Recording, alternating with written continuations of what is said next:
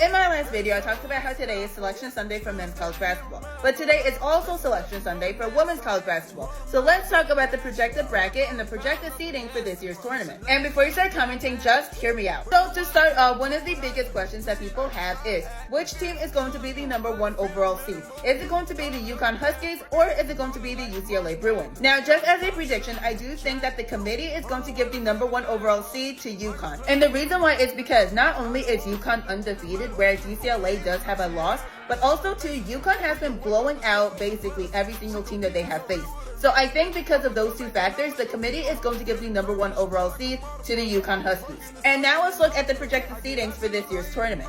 So starting in Region 1, the projected #1 seed is supposed to be going to UConn, which of course, just because of the reasons that I stated beforehand, this should come as a shock to absolutely nobody. And then you can see right over here in Region 2 that the projected #1 seed is supposed to go to the UCLA Bruins, which should come to no shock given that this was the #2 team in the entire country. Now moving on to Region 3, the projected #1 seed is supposed to go to South Carolina, which should come as a shock to nobody. South Carolina has been a top 5 team for the entire season. And then last but not least, looking at Region 4, the projected #1 seed is supposed to go to Texas, which should come as a shock to nobody because they have also been a top 5 team for this season. Now, like I said beforehand, this projected seeding should come as a shock to nobody, but there are two teams that I want to look at a little bit more closely. The first team that I want to look at are the Iowa State Cyclones, who are projected, as you can see right over here, to be one of the last teams to be able to skip the first 4 rounds. Now, it just seems like no matter how good of a season Audi Crooks is having, which of course for this past season, she was having such a great season, they could not get it together. They ended the regular season with a 22-9 record, and they are currently 7th in the Big 12. Now, they are projected to be a 9th seed in Region 2, which that is a tough bracket to beat in, because not only do they have to face NC State, but then they also have to potentially face UCLA in the next round, which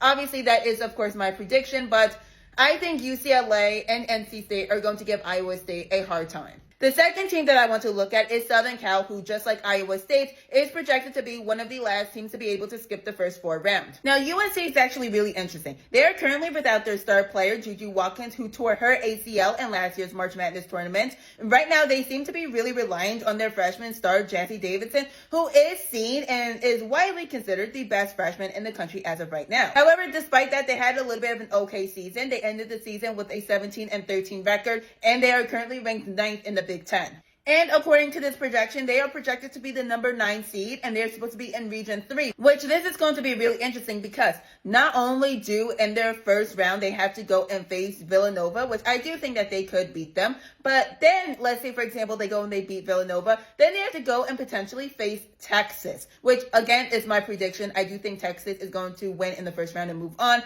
and I think once USC goes and faces Texas, they're going to struggle a lot. So overall, we're going to have to wait and see how this bracket plays out. What do you think?